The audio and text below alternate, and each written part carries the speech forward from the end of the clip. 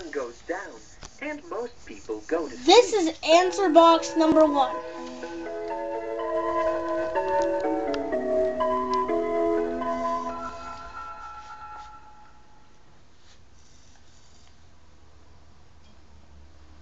The blue button is next to the picture showing night.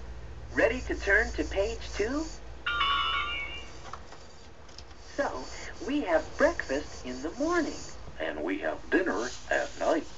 I see the sun in the morning. I see the moon at night. Now, let's learn about opposites. Morning and night are very different times of the day. So, we call them opposites. Can you find the picture that shows the opposite of morning?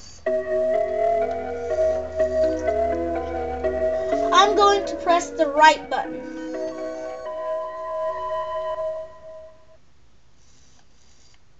Very good. The yellow button is next to the picture showing the opposite of morning, which is night. Now, see if you can find the picture that shows the opposite of night. I'm going to press the wrong button.